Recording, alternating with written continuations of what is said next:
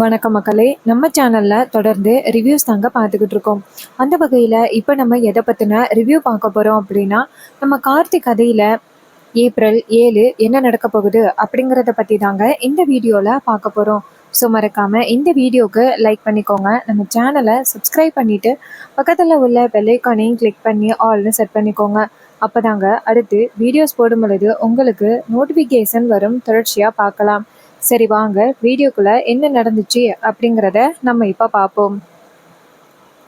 நம்ம சாமுண்டீஸ்வரி வந்துட்டு நேராக மயில் வாகனத்துக்கிட்ட காசை கொடுத்து இது மாதிரி கார்த்திக்கும் ரேவதிக்கும் சாந்தி முகூர்த்தம்ல, ஸோ அதுக்கான ஏற்பாடுகள் எல்லாத்தையுமே நீங்கள் தான் கவனிக்கணுமாப்ல.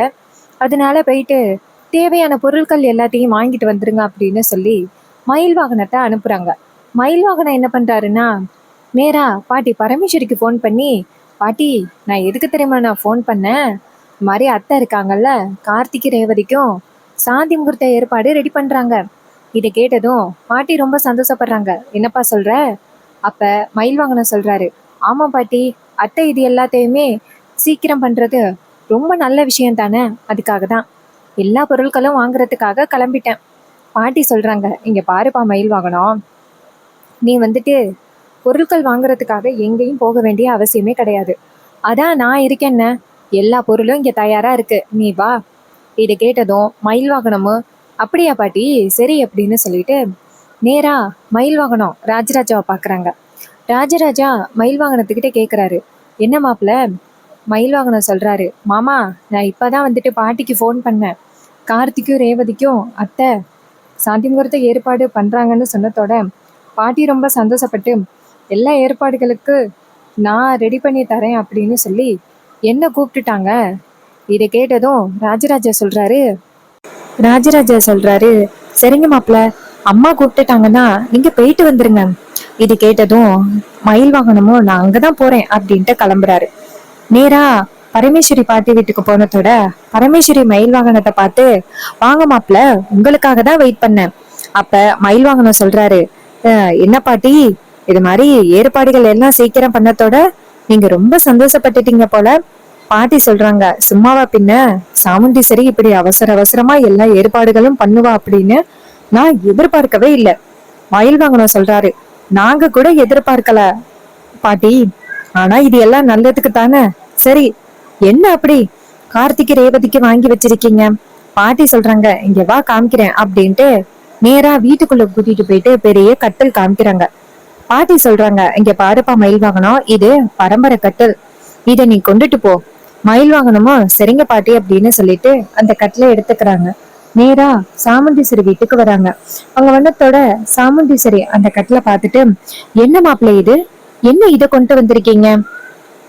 அதுக்கு மயில் வாகனம் சொல்றாரு, இங்க பாருங்க அத்தை, இதை நான் எதுக்காக கொண்டு வந்தேன் தெரியுமா? இந்த கட்டிலு ரொம்ப ராசியான கட்டலாம், அதோட விலை கூடவும் கூட. அதான் உங்களுக்காக இதை நான் தேடி பிடிச்சு வாங்கிட்டு வந்துட்டேன். பாத்தீங்களா எப்படி சூப்பரா இருக்குன்னு? அத்தை, இத கொண்டு போய் டெக்கரேஷன் பண்ணா சூப்பரா இருக்கும். அப்பதான் ராஜராஜா வராரு. சாமுண்டீஸ்வரி கேக்குறாங்க, எதுக்கு மாப்பிள்ள இதெல்லாம் கொண்டு வந்தீங்க? உங்ககிட்ட ஒரு பொறுப்பை ஒப்படைச்சா சரியா பண்ண மாட்டீங்களே. ராஜராஜா கேக்குறாரு, சாமுண்டீஸ்வரி, இந்த கட்டிலுக்கு என்ன குறைச்ச? இந்த மாதிரி யாருமே பாத்திருக்க மாட்டாங்க, டெக்கரேஷன் பண்றதுக்கு ஈஸியா இருக்கும். மாப்பிள்ள, நீங்க சரியான கட்டில தான் எடுத்துட்டு வந்திருக்கீங்க, வாங்க அப்படின்னு சொன்னதோட சாமுண்டீஸ்வரியால அடுத்து எதுவும் பேச முடியல. மயில் வாங்கணும் கட்டில தூக்கிட்டு வீட்டுக்குள்ள வராரு. அப்ப நம்ம சந்திரா இதையெல்லாம் பார்த்துட்டு, சே, இந்த அக்கா ஏன் தான் இப்படி பொறுப்பு இல்லாம பண்றான்னு தெரியல, இத உடனேயே நம்ம சிவனாண்டி கிட்ட சொல்லணும் அப்படின்ட்டு நேரா யாருக்கும் தெரியாம மாடிக்கு போறாங்க. அவங்க போனதோட சந்திரா நேரா சிவனாண்டிக்கு போன் பண்றாங்க. சிவனாண்டி போனை பார்த்துட்டு, என்னது சந்திரா போன் பண்ணிருக்கா, அந்த டிரைவர் வேற அந்த வீட்டுக்கு மாப்பிள்ளையா போயிட்டான், அவ போனதோட என்ன பிரச்சனையை உண்டாக்கணும்னு தெரியலையே, சரி நம்ம கேட்போம் அப்படின்ட்டு நேரா போன் அட்டன் பண்ணி, சொல்லு சந்திரா, என்னாச்சு? அந்த டிரைவர் பையன் அந்த வீட்டுக்கு மாப்பிள்ளையா வந்ததுல இருந்தே ஒரே பதட்டமாவே இருக்கு, அவனை எப்படியாவது அந்த வீட்டை விட்டு துரத்தணும் அப்படின்னு நினைச்சோம், கடைசியில அவன் அந்த வீட்டுக்குள்ளேயே செட்டில் ஆயிட்டான். சே, நம்ம போட்ட திட்டம் எல்லாமே இப்படி ஆகிடுச்சு. அப்பதான் சந்திரா சொல்றாங்க, என்னங்க இங்க பாருங்க, நம்ம நினைச்ச மாதிரி இங்க எதுவுமே நடக்கவே இல்லை, எல்லாமே ஆப்போசிட்ல நடந்துகிட்டு இருக்கு. எப்படியாவது இந்த மகேஷ் பையில இந்த வீட்டுக்கு மாப்பிள்ளையா கொண்டுட்டு வந்த பிறகு அவன் ஒரு கேடு கெட்டவன் அப்படின்னு சொல்லி ரேவதியோட வாழ்க்கைய ஸ்பாயில் ஆக்கலாம் அப்படின்னு பார்த்தா இந்த டிரைவர் பையல பிடிச்சி இந்த சாமுண்டீஸ்வரி கல்யாணம் பண்ணி வச்சுட்டா. கல்யாணம் பண்ணி வச்சது மட்டும் இல்லாம உடனே சாந்தி முகூர்த்த ஏற்பாட பண்றா. இதெல்லாம் சரியா பாருங்க. இதை கேட்டதும் நம்ம மயில் வாகனம் நம்ம சிவனாடி அதிர்ச்சி ஆகுறாரு. என்ன சந்திரா இப்படி சொல்ற? அப்ப சந்திரா சொல்றாங்க, ஆமாங்க, எனக்கே ரொம்ப பேரதிர்ச்சி ஆயிட்டு. இப்படியெல்லாம் நடக்கும் அப்படின்னு நான் எதிர்பார்க்கவே இல்லைங்க. சிவனாண்டி சொல்றாரு, இங்க பாரு, இது எல்லாத்துக்கும் ஒரே தீர்வு. அந்த டிரைவர் பையன் யாரு அப்படிங்கறத கண்டுபிடிக்கணும். அவன் ஏன் இன்னும் அவன் அம்மாவை இன்னும் கூப்பிடாம இருக்கான்? இது எல்லாத்துக்கும் என்ன காரணம் அப்படிங்கறத நம்ம சீக்கிரம் கண்டுபிடிக்கணும். அப்படி கண்டுபிடிச்சிட்டா அவனை இந்த வீட்டு விட்டு துரத்துறதுக்கு நம்மளுக்கு ஒரு சரியான வாய்ப்பு கிடைச்சிரும். அவனை ஃபர்ஸ்ட் யாருன்னு கண்டுபிடிக்கணும் சந்திரா. சந்திரா சொல்றாங்க, என்னங்க, நான் போயிட்டு ரேவதி கிட்ட இல்லாதது பொல்லாதது சொல்லி வைக்கிறேன். அப்பதான் அவ இந்த சாந்தி முகூர்த்தம் வேணான்னு சொல்லுவா. அக்காவையும் எதிர்ப்பா. சரி பாக்குறேன் அப்படின்னு சொல்ல சிவனாண்டி சொல்றாரு, ஆமா சந்திரா, அத போய் ஃபர்ஸ்ட் அவகிட்ட சொல்லு. அவங்க மட்டும் ஹாப்பியா வாழ ஆரம்பிச்சு ஒரு குழந்தைய பெத்து கொடுத்துட்டாங்கன்னா அவ்வளவுதான், நம்மளோட திட்டம் எதுவுமே செல்லுபடியாம போயிரும். சரி நீ போய் பாரு அப்படின்னு சொன்னதோட நம்ம சந்திராவும் சரிங்க அப்படின்ட்டு போனை கட் பண்றாங்க. அதுக்கப்புறம் சாமுண்டீஸ்வரி நம்ம ராஜராஜா மயில் வாகனத்தை கூப்பிட்டு, என்னாச்சுங்க, எல்லா ஏற்பாடுகளும் ரெடி ஆயிட்டா? அப்ப சிவனாண்டி நம்ம ராஜராஜா சொல்றாரு, சாமுண்டீஸ்வரி, அதெல்லாம் எல்லா ஏற்பாடுகளும் தரமா பண்ணியாச்சு, நீ எதுக்கும் கவலைப்படாத, எங்க கிட்ட பொறுப்பு ஒப்படைச்சிருக்கேல்ல. அப்பதான் கார்த்தி வராரு. கார்த்தி வந்துட்டு, மேடம், உங்ககிட்ட முக்கியமான விஷயம் பேசணும். சாமுண்டீஸ்வரி கேக்குறாங்க, இங்க பாருங்க மாப்பிள்ள, நான் உங்களுக்கு அத்தை. என் பொண்ணை நீங்க கல்யாணம் பண்ணிருக்கீங்க, அத்தைன்னு தான் கூப்பிடணும். அதை விட்டுட்டு இந்த மாதிரி மேடம்னு கூப்பிடாதீங்க. பாக்குறவங்க என்ன நினைப்பாங்க? அத்தைன்னு கூப்பிட்டாதான் அழகா இருக்கும், வாய் நிறைய அத்தைன்னு கூப்பிடுங்க. அப்ப ராஜராஜா சொல்றாரு, அப்படி சொல்லு சாமுண்டீஸ்வரி, நானும் பாத்துக்கிட்டே இருக்கேன், உன்னைய மேடம் மேடம்னே கூப்பிடுறாரு. இங்க பாருங்க ராஜா மாப்பிள்ள, நீங்க இனிமே சாமுண்டீஸ்வரிய அத்தைன்னு தான் கூப்பிடணும். இனிமே அவளை அத்தைன்னு கூப்பிடக்கூடாதுன்னு யாரு சொல்றான்னு பாக்குறேன். அப்ப கார்த்தி சொல்றாரு, சரி அத்தை, இங்க பாருங்க, நீங்க எல்லாத்தையும் கொஞ்சம் அவசர அவசரமா ஏற்பாடு பண்றீங்களோ அப்படின்னு தோணுது. இது எல்லாத்தையும் நிப்பாட்டுங்க. ரேவதியோட மனசுல என்ன இருக்கு அப்படிங்கறத தெரிஞ்சுக்கணும்ல. அவங்கள கட்டாயத்தின் பேர்ல இப்படி எல்லாம் பண்ணக்கூடாது. சாமுண்டீஸ்வரி சொல்றாங்க, இங்க பாருங்க மாப்பிள்ள, அவ அப்படிதான் பிடிவாதம் பிடிச்சுக்கிட்டு இருப்பா. அவ பேச்சுக்கெல்லாம் செவிசாய்க்க முடியாது. அவ நினைச்ச மாதிரி இன்னைக்கு அவளுக்கு கல்யாணம் நடந்துருந்துச்சுன்னா அவ லைஃபே ஸ்பாயில் ஆகியிருக்கும். அது நான் பாதுகாத்திருக்கேன். அத பத்தி அவ கொஞ்சம் கூட புரிஞ்சுக்காம என்ன என்னமோ ராட்சசி மாதிரி நினைச்சுக்கிட்டு இருக்கா. இங்க பாருங்க மாப்பிள்ள, நீங்க கவலைப்படாதீங்க, நான் ரேவதிக்கு எடுத்து சொல்லி புரிய வைக்கிறேன், சரியா? அப்ப கார்த்தி சொல்றாரு, இங்க பாருங்க அத்தை, பாவு ரேவதி. சாமுண்டீஸ்வரி சொல்றாங்க, அவ ஏன் பொண்ணு, நான் சொல்றதை கேட்பான்னு எனக்கு நம்பிக்கை இருக்கு. இங்க பாருங்க மயில் வாகனம் மாப்பிள்ள, சின்ன மாப்பிள்ளைய ரெடி பண்ணி கூட்டிட்டு வாங்க. இது கேட்டதும் மயில் வாகனமும் சரிங்க அத்தை அப்படின்னு சொல்லிட்டு நேரா கார்த்தியை பார்க்க கார்த்தி மறைக்கிறாரு. சாமுண்டீஸ்வரி சொல்றாங்க, இங்க பாருங்க, நான் போயிட்டு ரேவதியை ரெடி பண்றேன் அப்படின்ட்டு போறாங்க. அப்ப கார்த்தி நேரா மயில் வாகனத்தை பார்த்து, ஏங்க நீங்களாவது எடுத்து சொல்லி புரிய வைக்கலாம்ல. மயில் வாகனம் சொல்றாரு, இங்க பாருப்பா கார்த்தி, இந்த வீட்டுல இங்க பேச்செல்லாம் செல்லுபடி ஆகாது. அத்தை ஒரு தடவை முடிவு எடுத்துட்டாங்கன்னா அந்த முடிவுதான். அவங்களோட முடிவுல எந்தவித மாற்றமும் கிடையாது, அது உனக்கே தெரியும். எங்ககிட்ட சொல்லி நீ என்ன பண்ண போற அப்படின்னு சொன்னதோட கார்த்தி சொல்றாரு, இங்க பாருங்க, நீங்க நினைச்சா கூட இப்ப சொல்ல முடியும், ஆனா நீங்களும் சேர்ந்து இந்த மாதிரி பண்ணிக்கிட்டு இருக்கீங்கல்ல.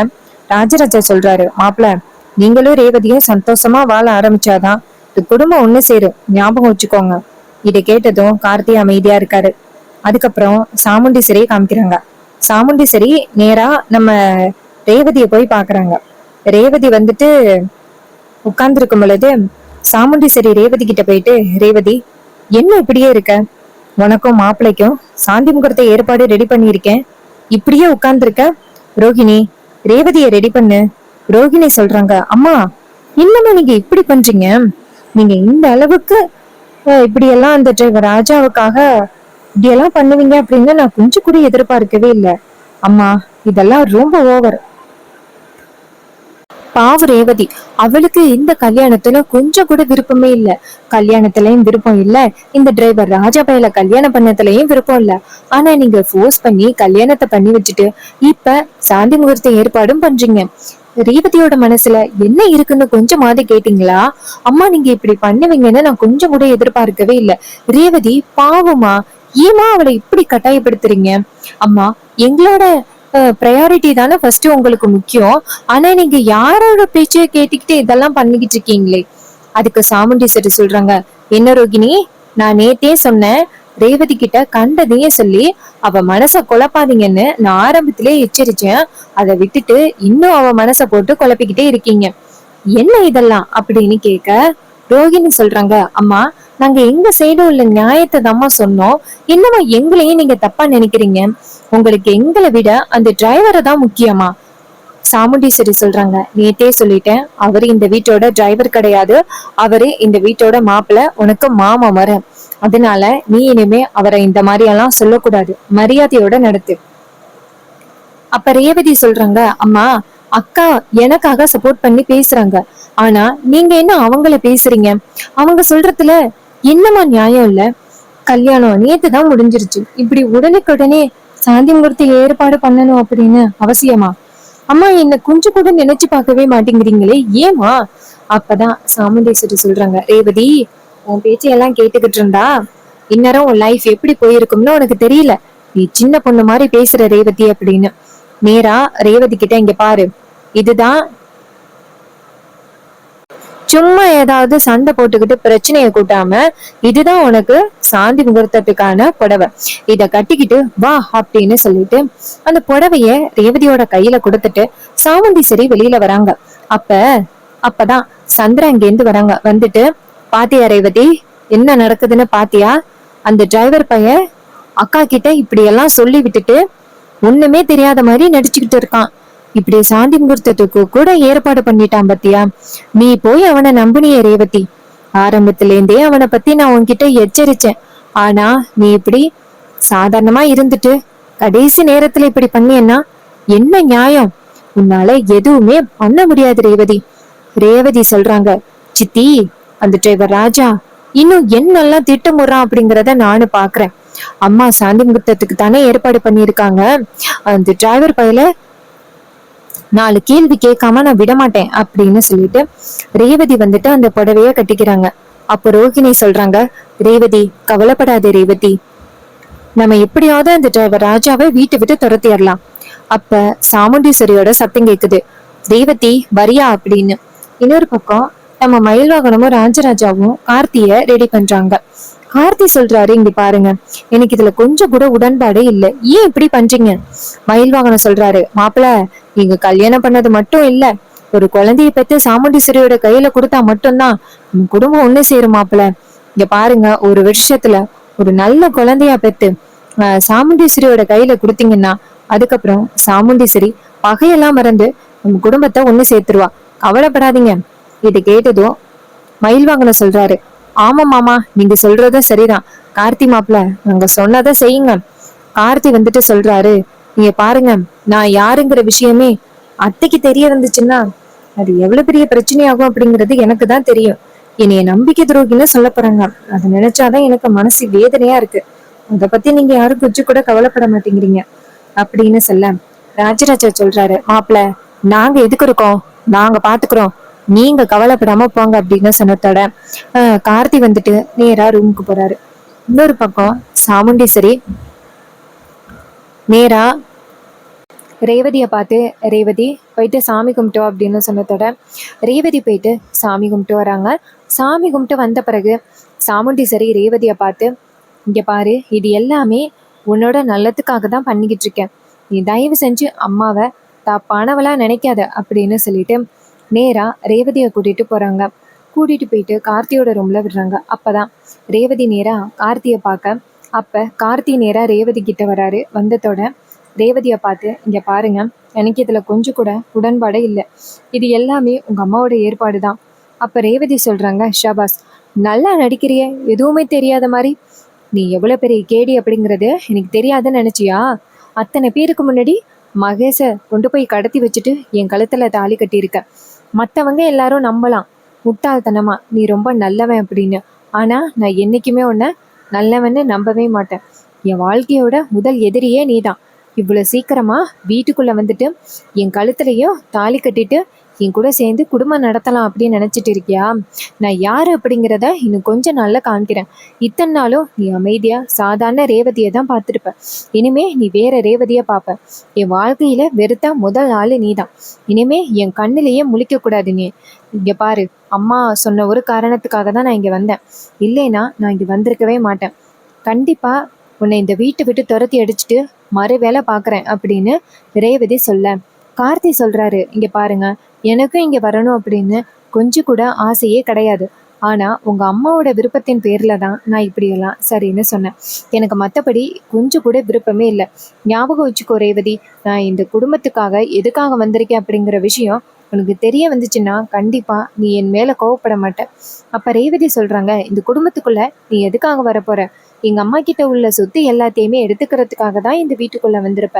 அதுக்கு தானே ஆரம்பத்துல இருந்தே இந்த குடும்பத்துக்குள்ள என்ன பிரச்சனை வந்தாலும் அப்படியே சுத்தி சுத்தி இந்த வீட்டுக்குள்ளேயே வந்த.